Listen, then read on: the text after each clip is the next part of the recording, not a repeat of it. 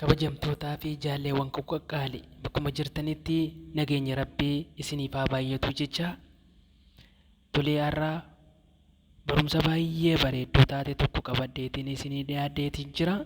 Turtiin keessan haga dhumaatti na faana haa turuun affirraa kooti. Warroonni chaanaalii kan kootiif haarawaa taatan chaanaalii kan koo kana chaanaalii barumsaati sabskiraayib gochuudhaan maatii keenyatti dabalamaa isiniin jedha.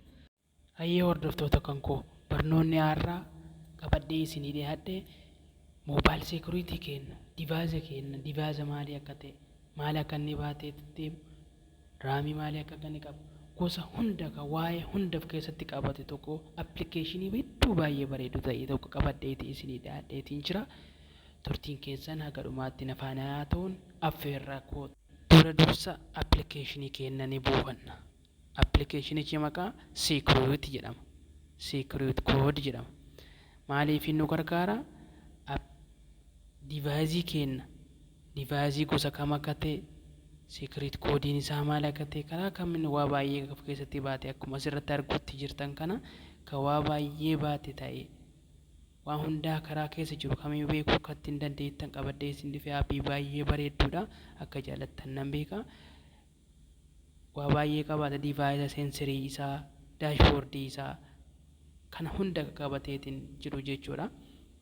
Akkuma asirratti argitanii androidii isaa waayifaa maalii akka inni qabate agarsiisa. Agartan saamsingii kan jedhutti buutanii saamsingiin gosa wanti keessaniiti gara gadii dhufuudhaan asitti agar software version such pdfcs model kan jedhu kan agarsiisee tokkicha bakka mallattoo koolingii fakkaattu gadi tuttu eegasii koppii gootan jechuudha. Bakka bilbilaa keenya keessadhaan peesti gootanii kun akkuma asirratti agartan kana haala sirra fakkaatu kanaan moodelli isaa maalii akka ta'e CC isaa maalii akka ta'e aappii isaa CP isaa maalii akka ta'e karaa kanaan kan mul'isu ta'a.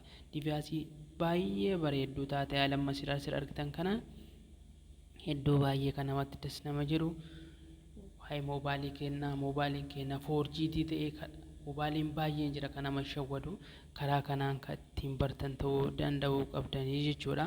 Raamii meeqa akka qabu biyya kamirraa akka dalagame akkasirratti agartan kana akkana gara harka mirgarraa oofaatti ilaaluu ni dandeettu jechuudha. Obboleewwan kan koo barnoonni keenya karraa isa kana fakkaata akka irraa baay'eetti gammaddan abdiin qaba.